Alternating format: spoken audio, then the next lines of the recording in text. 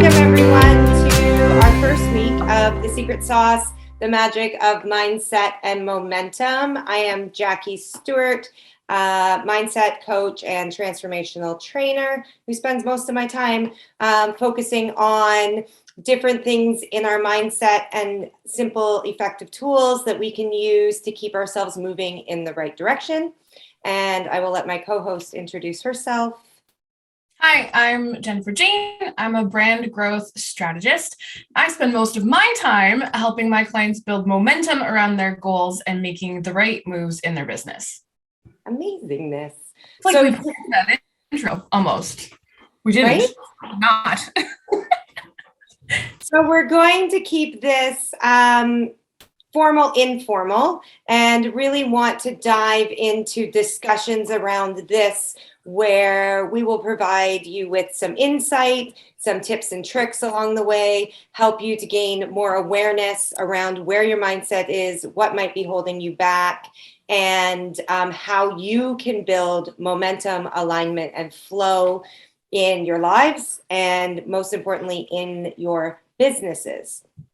So I was going to start today with what is this mindset thing anyway, which is our topic. So I am going to pick on a few people that we have with us today to sort of get an idea of how do you define mindset and why do you think it's important? So Catherine, I'm going to pick you first. I take it how my outlook is. So if I'm not in a positive can-do attitude, my day is going to be long and drag, So if I want my business to move, it's got to move with my mindset, same speed. Amazing. Yeah, you're very right in terms of how quickly, and we're going to get into that when we start talking about momentum, how quickly can we move things when our mindset is in the right place. And it's amazing how we can actually start to hold ourselves back without even knowing that we're the ones who have actually put the brakes on. And the world around us is just responding to that. So Sheila, what about you? What is your views on what is mindset and why is it important? A little bit like Catherine, or quite a lot like Catherine. And for me, it's more, maybe a little bit more emotional. In the sense that it is truly a barometer. So I have to make sure I set that sort of higher so that I just sort of around that instead of down here. Yes. Amazing. Maggie, what about you? Pretty much what Sheila and Catherine were saying. It's your attitude and your thoughts. But sometimes you can't, and maybe even learning to control those thoughts and switch them. Yes, you hit the nail on the head, because here's the thing, right? We're all human, and being human means we come with an entire spectrum of emotions. And if you thought that mastering any of these tools meant that you're going to have perfect days for the rest of your life, I hate to break it to you, that will never be reality. It is about what do we do when we hit those ups and downs, and how do we maneuver through them as smoothly as we can, right? How do we catch ourselves when we start going down the rabbit hole and pull ourselves back out before we're so deep that we don't know where even the exit is anymore. So awesome. That you brought up a great point there. Teresa,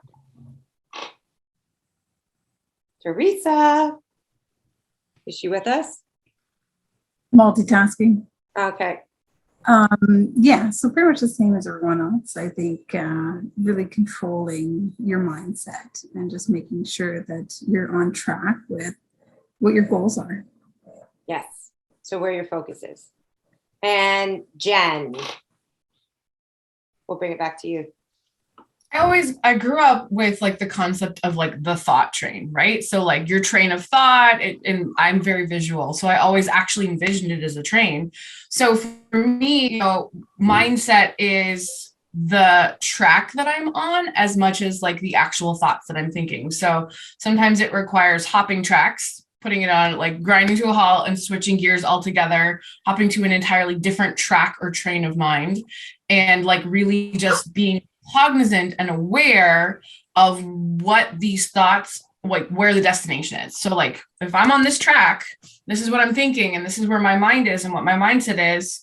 This is the destination. So I can choose to stay and go in this direction, or I can hop tracks, do a 180 and go the opposite direction. And just being really self-aware of where these thoughts are going to take me.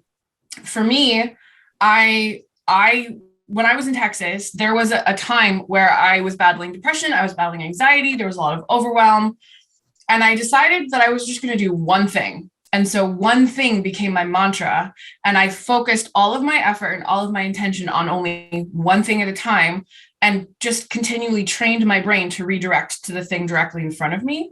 And that process of staying on task and that one thing helped pull me out of like the really dark, ugly place that I was. So, picking the focus you want and continually bringing yourself back to that destination is what I think of when I think of mindset. Well, and I think you nailed that on the head, because it really is, are you focused on what you want, or are you focused on what you don't want to have happen? Right? I think it was Henry Ford who said, if you think you can or you think you can't, you're right. And we will talk ourselves out of doing the things that we know we need to do to move our businesses forward, or the things we know we need to do to grow personally and professionally. And yet we'll convince ourselves that it's because it's outside of our comfort zone, that it's something that we cannot do. And simply what that means is that you haven't done it before, and therefore it's a little bit uncomfortable. So how do I pump myself up in order to actually start doing the things that I need to do, and convincing myself that this is a way that I want to move forward? So what I wanted to talk about today in terms of mindset is this concept of, are you living at cause, or are you living at effect of the things that are happening to you in your world? So whether it's your personal life, whether it's your business, and what does that actually look like, and how do you know where you're at? So I'm going to ask, does anyone have any idea when I say or ask that question, are you living at cause, or are you living at effect, what I'm talking about? Or what do you think that means? Anyone? Okay. So I kind of think it's like, are you stagnant, or like, are you on pause? Do you have a view of where you're going, and are you actually moving forward or not? So there's part of it that's in there. It is a bit of an equation, right? The idea is that when we're living at what we call effect, we are actually living in victim mode. So we're relinquishing all responsibility for anything that's happening. So this could be, it may be due to the way you were raised and you were taught to think a certain way, right? My parents told me that I couldn't figure skate. I will tell you this. My dad told me I couldn't figure skate because I'd break myself, which implanted this idea that I was fragile, right? Well, go figure, they put me in gymnastics, and guess what happened? I broke myself. And I blamed my dad for the fact that this happened, because he had installed that into my mind. I said, well, you told me I was going to break myself, and there you go. It happened, right? And so when we're living effect, we're looking at everyone else. So instead of me taking responsibility for the fact that I was the one who wasn't focused completely on where my feet were going when I was on the balance beam, or I didn't practice enough on the mat before I got up onto the balance beam or moved to the higher one, which is where I went wrong, I decided to blame everyone else for the fact that I couldn't do what I'd set out to do, right? When we're living at effect, we are finding excuses for everything. So I'm going to ask you this question. What's your number one excuse for not completing your to-do list in a day? Teresa. Time, lack of time. Okay. But I Haven't know enough it's time, deeper and you're going to find some time for me. right? Sure. I'll add an extra 4 hours to your day. My magic wand. Oh, I wish I actually had it. My magic wand, and we'll just build you an extra 4 hours. Sheila, what about you?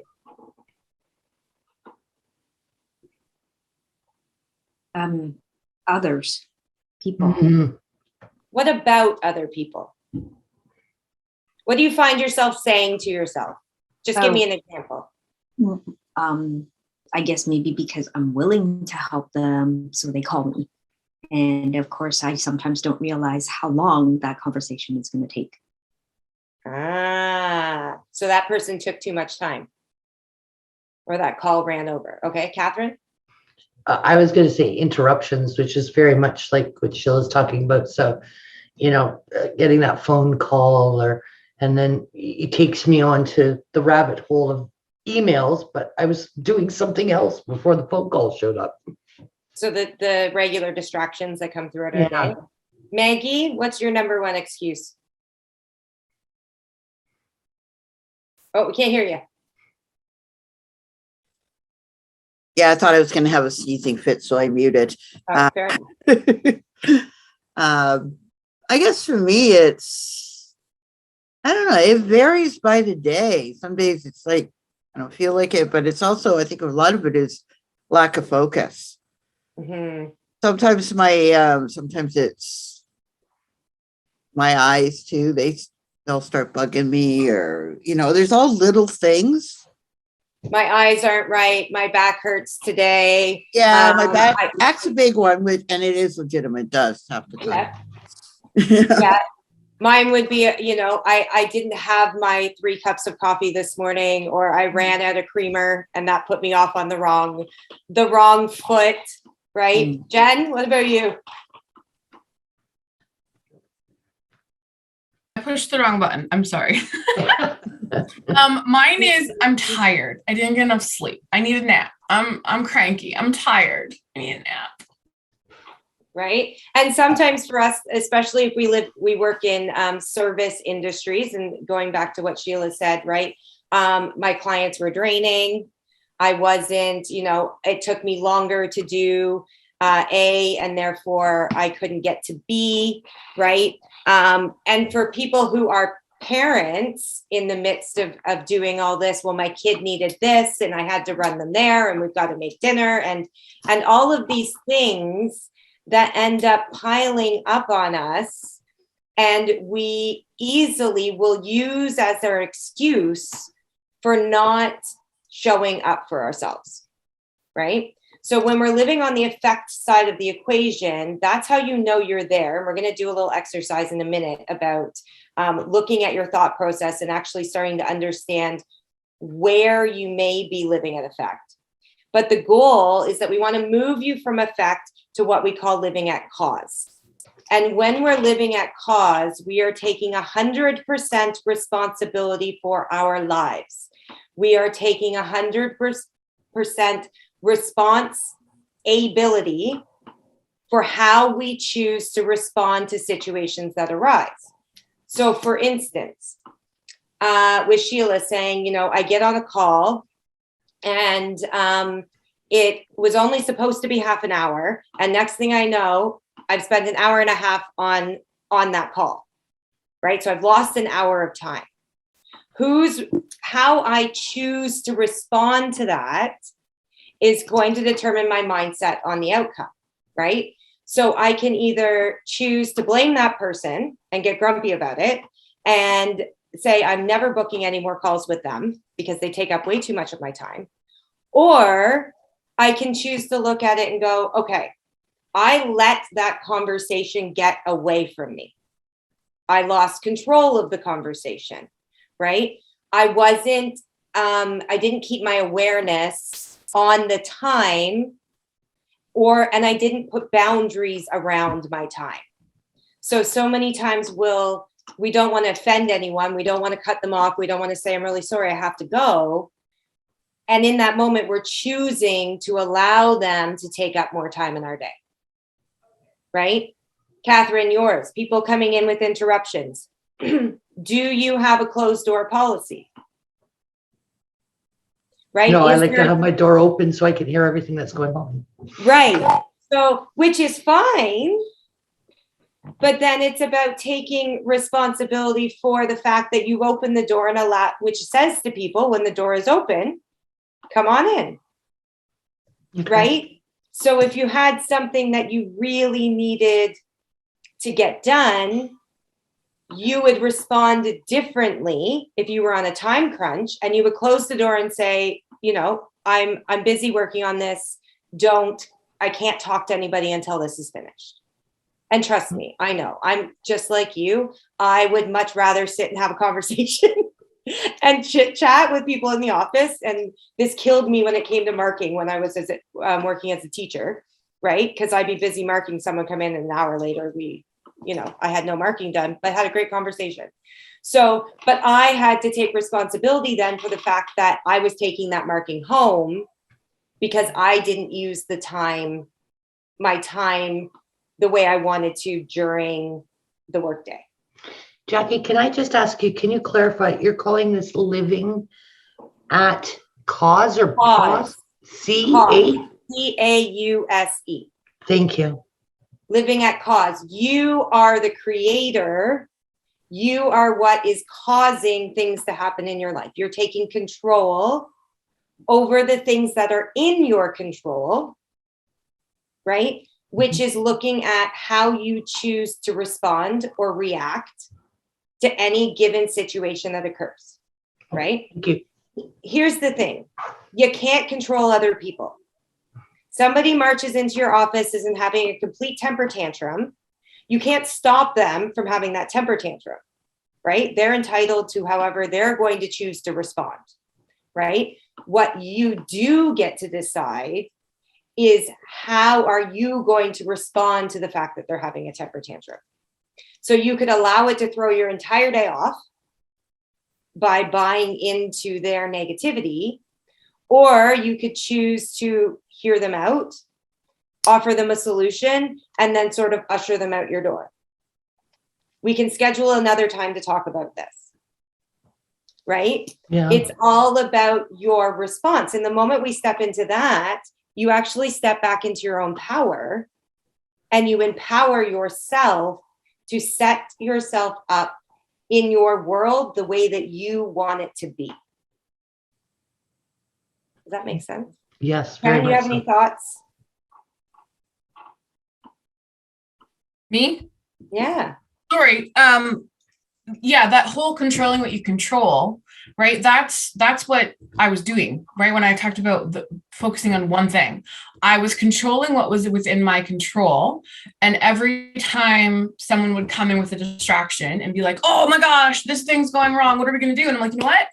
That's a tomorrow problem, right? Like I can't fix that today, stressing about it today, worrying about it today. I don't have energy for that. So I'm going to work on the thing that I can actually control the outcome on, or I can actually influence the outcome on. And I'm not going to let anything else distract what I'm trying to achieve or I'm trying to go.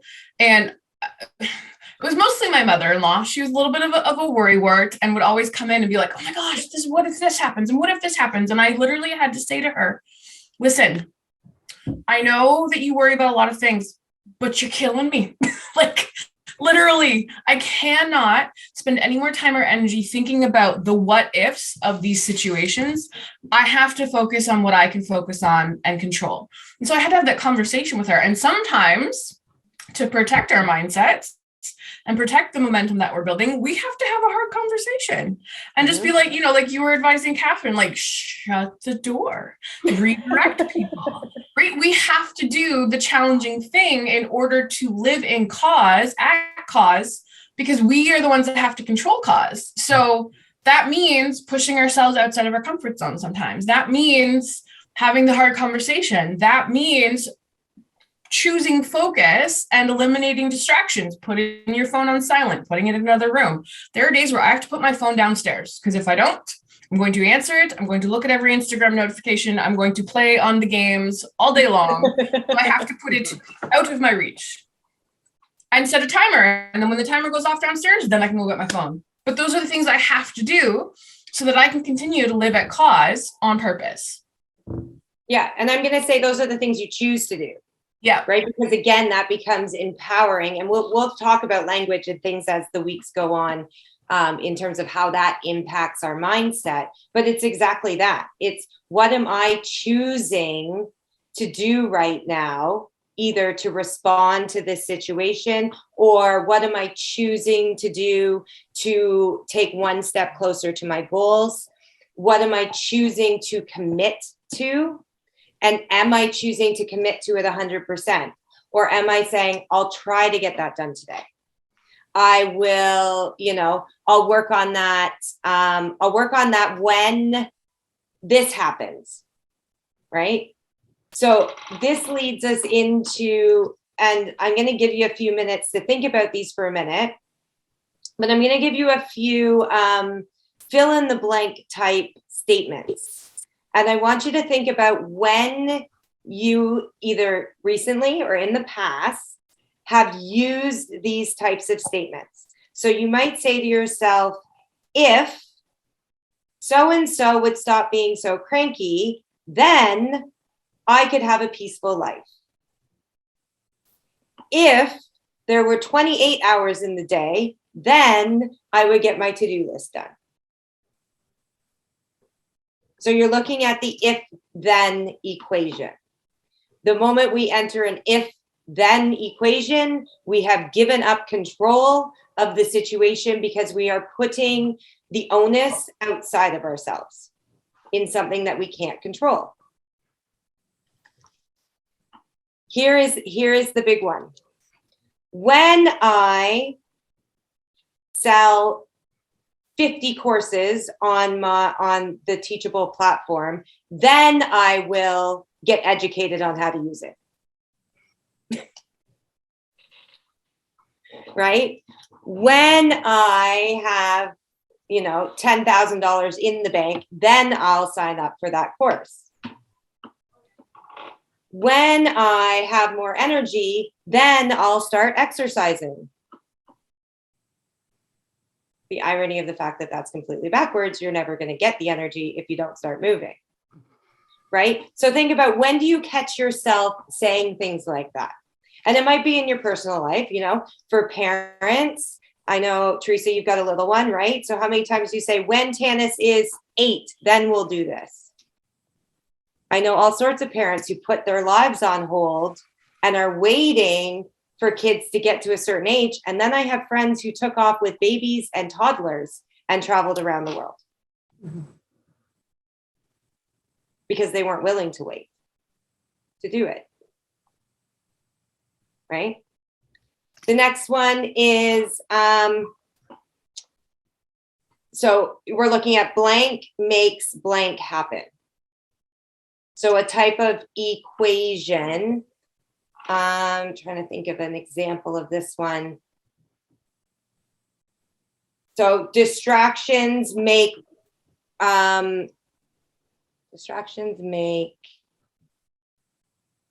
time elapse. Elapses happen. Right? In terms of that. You're looking at what two things do you put together and then end up using as an excuse? Or every time my kids come home with no homework done, right, I lose my evening. So you're looking at what are the excuses along with what are the results or the effect of that happening. And anything that says blank causes blank. So, Mercury retrograde, for those of you who function in the woo-woo world a bit, right, makes my computer slow. Now, I will tell you, because we will talk about some things that are a little woo-woo and universal, on here before I got on to ensure that everything was going to go according to plan. I actually get out my Palo or my Sage Stick and I smudge my computer, or cleanse, I'm supposed to use the word cleanse my computer and my Wi-Fi. And whether it's a thing or not, I say, you know, guardians of the technology, be with us so that everything goes according to plan without disruption. How much power does that have? I don't know, but I know when I get on the call, I feel like everything's going to go exactly the way that it's supposed to. So I've done what is it? I can't control the internet lines. I can't control the, it's the first. I'm back up to higher upload speeds on my computer. I can't control, right, what's happening with my computer while I'm on here, but I can set the intention that everything is going to be great and then not worry about it. So thinking about those, what are sort of the equations that come up for you often, or where are you finding yourself using the if-then statements or when-then statements? If I can get enough sleep, then I'm able to get through my to-do list so much faster and have energy for this, is something I find myself stuck in sometimes. If I get enough sleep, then everything else about my life will go according to plan. Awesome. Maggie, did you have one? Again, it changes by the day, you know. Of course. Sometimes it's about, you know, money and also technology. Like if I can actually get this computer to work right, I think I might try a trick. You know? Yeah. Yeah. Hey, I am supposed to be a witch here, so come on. I never using it In for the right place. yeah. Yeah. So get out your stuff. Start using it before you sit down to work. Call in your guardians and everything else to help you with the process. Catherine, what's yours? Mine is if this then. You and I had a discussion yesterday about it. And I went home and did that conversation and found out it was like, what am I worried about? He doesn't get. Yes. So I made something up in my, and I usually don't worry about stuff, but I was so sure I knew how that was going to turn out.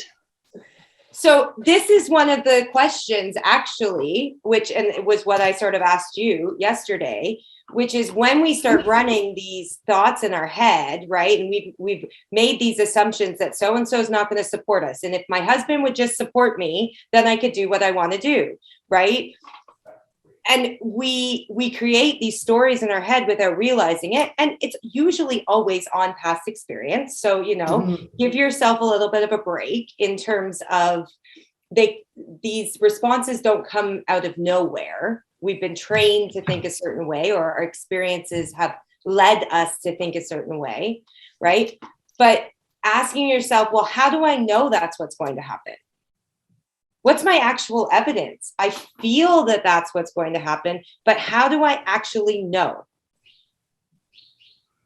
Right? Or how specifically is that going to occur? And it is amazing when you start challenging your own thought process of when you're telling yourself, well, I can't do this thing. Okay, well, how do I know I can't do it if it's something I've never done before? You can't know you can't do it until you've actually done it to find out that you can't do it. And even then, is it that you can't do it, or you just haven't done it enough to be able to do it competently or confidently?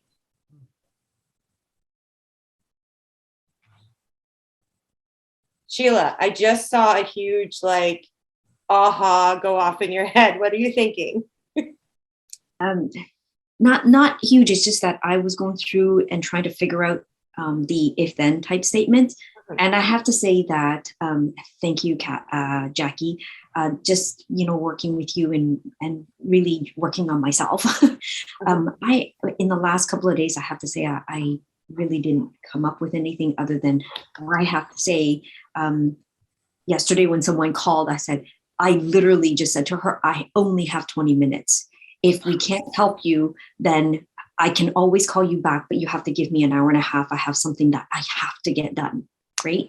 And I was so proud of myself for being able to do that.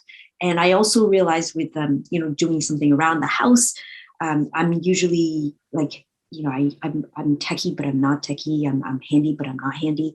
And I've been trying to fix this lamp without the help of Chris. And I think I figured it out and I had to show him, but because it's a little bit more like, in-depth handy with electrical and, has to be plugged in, I thought I should at least run it by him before I did something really silly. But, Yeah, please don't electrocute yourself. yeah, just I draw the line at frying my hair. Funny, right? So, Yep. but he says you actually, should be right on right on the mark. We just have to tweak it a little just so that we don't fry things, right? So, but other than that, my ideas sound. So, Yay.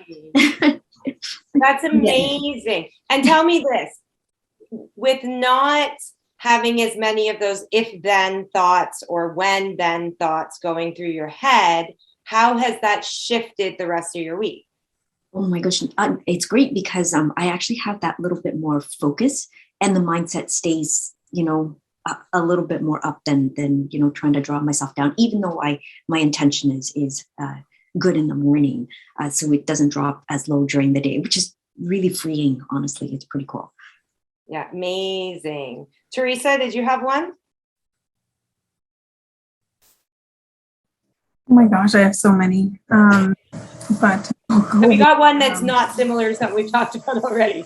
we'll go with, I always say, if I had more alone time, I could, get things done. If I could read this book, I would know more information to move on. If I organize my room or my office, get this done faster. But yeah. So then my question, and similarly to what we were talking about with Catherine, would be to ask yourself, how can I? So if that's something you wanted to do, how could you create more time to get the book read? How could you create more time for yourself? And I think sometimes it's looking at what are our expectations of that time, right? Does it have to be a full hour in one go? Or could it be, actually, if I set aside 20 minutes a day and said to my husband and my kid, this 20 minutes is mine. I'm going to sit in the bathroom and lock the door so that I can read, 10 pages of this book. Would you be getting closer to finishing the book sooner than if you just were constantly looking for this large chunk of time where you could sit down, which is unlikely to happen with the life that you live and the business you're building? Yeah, for sure. And I know that I have to get to the point where it's more like nothing's gonna, die or get on fire or, nothing's gonna go crazy and haywire if I take out this half an hour or an hour or whatever it is to do this thing. Actually, when I do, nobody even notices. Went and spent, half an hour by myself. Well, and this is a good point, right? Like, how many times do we go ahead and create these gigantic stories in our head? And like Catherine was talking about, right? She had a whole story. She gave it to me. And I'm like, is that really a thing? Right? And as she shared, right, when you went and actually explored it, you're right. The whole world doesn't stop. Everybody can keep functioning. Your kids still getting fed. Everyone's still looked after, right? And it's like that little tiny 20 minutes that we thought was going to be the end of the world if we stepped out for a moment suddenly isn't that big of a deal. And we wonder why the heck we made such a big story out of it.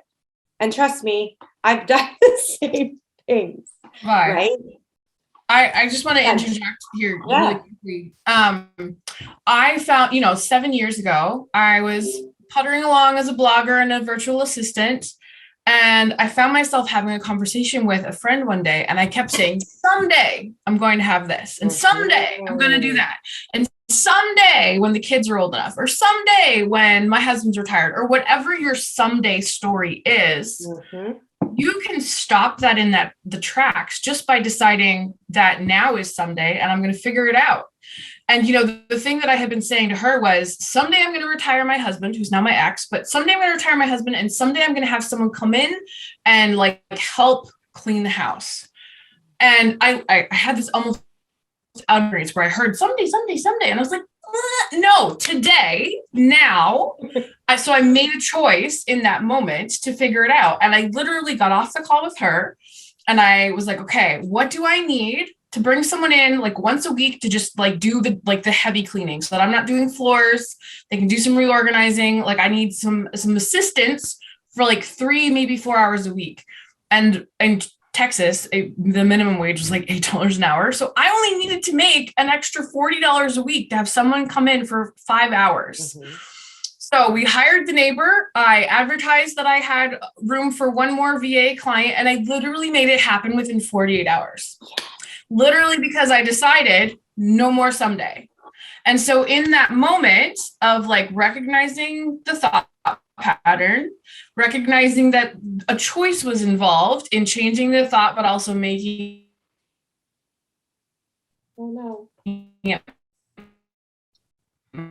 my kind of became my mantra, along with what I can control, I'm going to control, and focusing on one thing. Oh, I froze. Can you repeat? Did I freeze? Can you hear me? You did freeze. Can you repeat what your mantra was? Oh no. Can you repeat what your mantra was? Okay. Look.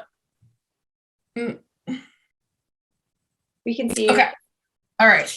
Everyone else is froze, so I wanted to make sure. So I added no more someday to my just one thing.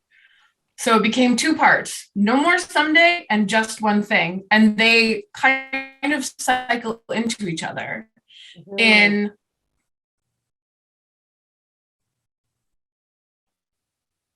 Just keep going. Ish, maybe. Did she freeze again? Okay. Well, it says my connection's unstable, but that's really kind of like my main point is just, you know, recognizing what you want and then making the choice to go after it. Yes. Yeah. I love that point. And I want to emphasize that mindset is a choice. And even if you, right, the moment that you're saying that your mindset is not a choice, you're back at living at effect. Right? The moment you say, you know, so-and-so made me feel, well, how did they make you feel that way? Right? They made me, they ruined my day. Right? And I'm sure we've all said that. Right? I got into an argument with my husband, my friend, my coworker, right? They are crazy and they made me so angry. Well, in that moment, I have a choice as to, sure, I'm going to feel angry. How long am I going to hold on to that anger for? What am I going to do in this moment to move the anger so that I can get on with my day and not throw the entire day off? Right? Because, yeah, we're dealing with human beings.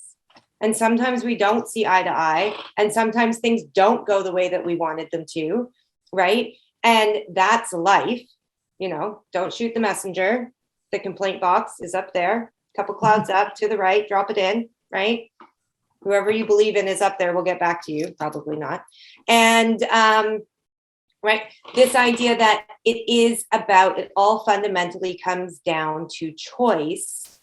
And am I choosing to be aware of where I'm allowing my thoughts to take me? Where I'm allowing my emotions to rule the situation over my head and my logic and what I know I could do? Am I choosing to grab onto the tool that I know could help me? Or am I choosing to sit in that emotion and allow it to carry me out the day? And I'm going to say that I've been working on this for a while, and I will never tell you that my mindset is always 100% positive. Sometimes things happen. And some of you who know me know that I am a huge fan of throwing yourself a pity party from time to time. right? And creating space and making a choice that I'm going to allow myself to be miserable. I'm going to allow myself to feel these feelings for the next 4 hours. I'm going to allow myself to eat the tub of ice cream, binge watch the Netflix, and crawl under the blanket and not answer my phone. I am not talking to any other human being while I do this, right? The difference is I choose to put parameters around it. So when I get, right, normally I do it in the evening. So I say, tonight, this is what I'm doing. Tomorrow morning when I wake up, it's a fresh day and we start again, and I'm going to hit the ground running, right? If I choose to beat myself up for days on end after that, then I'm just perpetuating that negativity rather than creating myself the space to feel what I feel, because I'm human. Yeah, human. And then setting myself up for movement forward in success. And I will share, it took me a long time to get to that point where I could deal with or address my emotions in 4 hours versus 2 years ago, I chose to sit in my crap and blame everyone else for 2 months in darkness and in this, this space of, woe is me, why is this happening to me, right? If so-and-so would just, well, and it was my ex at the time, right? If you just come home and do the dishes, if you would just do this, if you would just do that, everything would be fine. The difference, what I didn't know at the time or understand fully at the time, was that I was actually enabling him to do all of those things. I was allowing it to happen because I wasn't standing up for myself. I wasn't setting the boundaries. I wasn't choosing to live at cause and look at what can I do to improve how I feel about this situation. And if he wasn't going to play ball, I mean, I should have got rid of the man feud quite a while before that. Needless to say, I learned some very, very good lessons, right? In the process of it. And this is how I have really gotten to understanding boundaries with myself. And we're not going to talk about boundaries today. We will talk about those moving forward because they're one of my favorite things to talk about. But I will drop the fact that all boundaries really have everything to do with you and nothing to do with anyone else. And it's about what you allow and what you won't allow. You can't control, and we'll go back to what we started with. You can't control other people. You cannot, stop people from wanting to hang out with you, Catherine, because you're amazing, right? But you can put boundaries around your time when you're on a deadline and need to get things done, right? And it doesn't have to affect the relationship. It doesn't mean they love you any less. It just means that you're putting yourself first in those moments. So I rambled on enough. Jen, do you have any final thoughts? And then I'm going to ask everybody for sort of what was your big aha or takeaway from our conversation today? And what is the one thing you will attempt to implement this week in terms of either watching your thoughts or changing a certain thought pattern, etc.? I'm going to go to Jen. Are you frozen again? We might come back to you. Jen will end us off with her final thoughts. Seems to be breaking up, so I'm going to be buying some sage. Nice.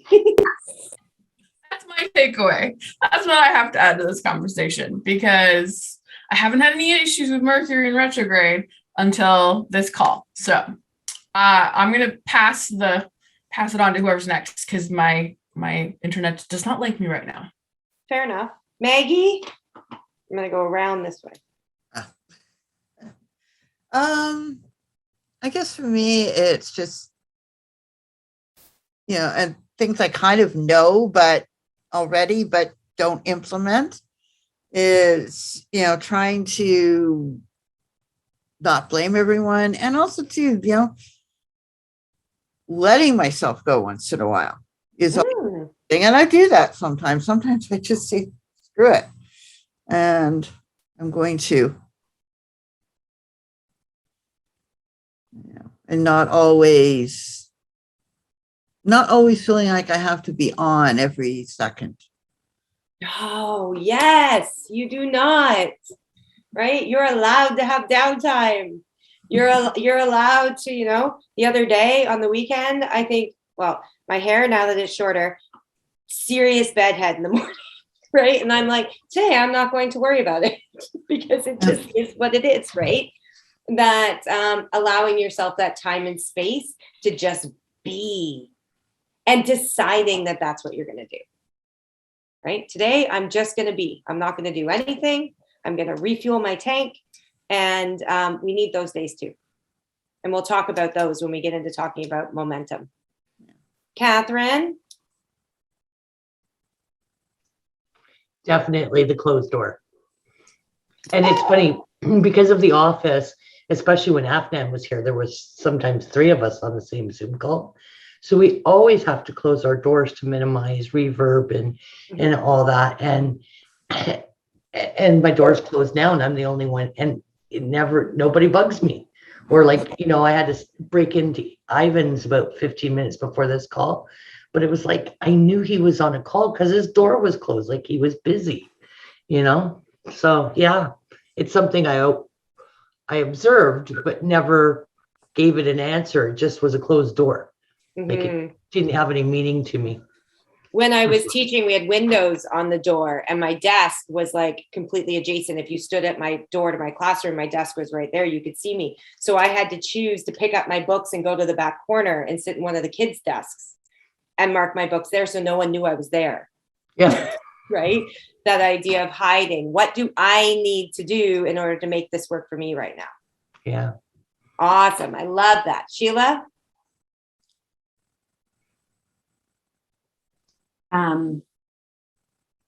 I think it's realizing somewhere along the line with all of this that it's okay to sort of have that down or fall, as long as I make the right, I guess, decisions right then. It doesn't matter. I'm just going to get back up again, right? So, and it's a lot, I love that Maggie said, I need to just be okay and just, sort of calm down and be myself and just shut myself off for the world. And I thought, that's perfect. Like yesterday, I sort of said to somebody, when it's my bubble bath time, it's my bubble bath time. I don't care. I shut the door. Yes. It's my time, right? So, and that's how I can recoup my strength and then keep on going. So, where are your non-negotiables? And bubble baths can be a non-negotiable in your world, right? My sister has non-negotiables every morning. She has to do 30 minutes of exercise or her day she doesn't set herself up on the right foot. So it doesn't matter. She's got 4 kids, right? And that could be an excuse not to get it done. And yet she still makes it happen regardless. So if the kids are running wild for 30 minutes in the morning, they're running wild and she'll deal with it after. But during that 30 minutes, they know that's mom's time to exercise. So yeah, amazing. So happy to hear that.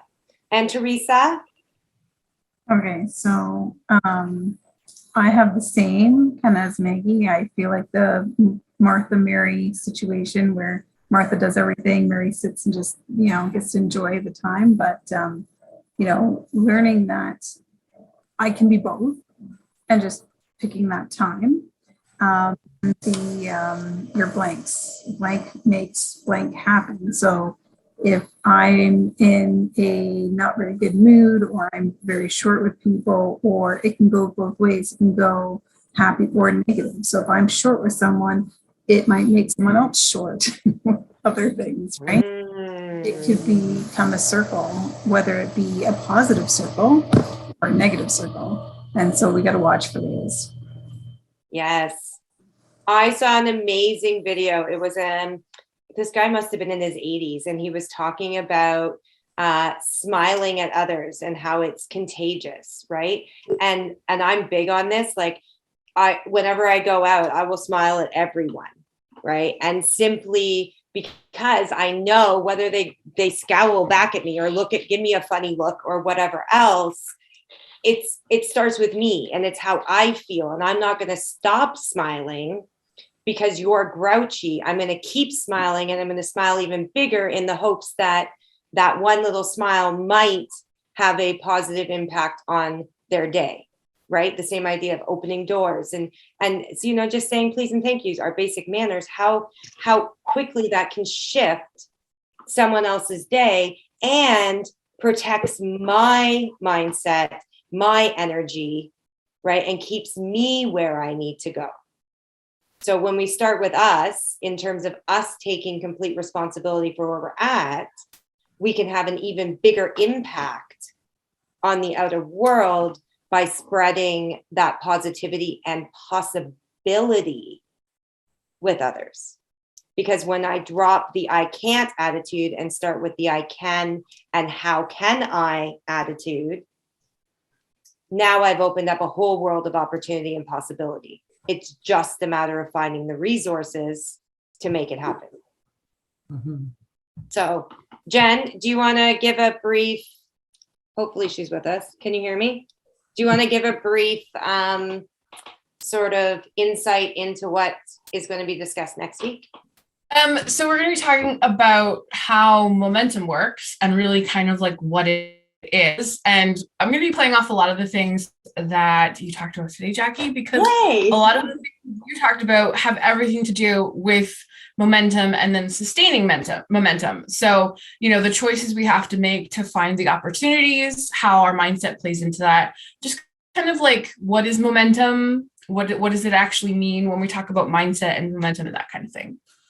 Amazingness. Well, thank you for everybody who joined us and anybody who's watching on Facebook Live. And we hope to see you all again next week. Bye. Thank you. Great.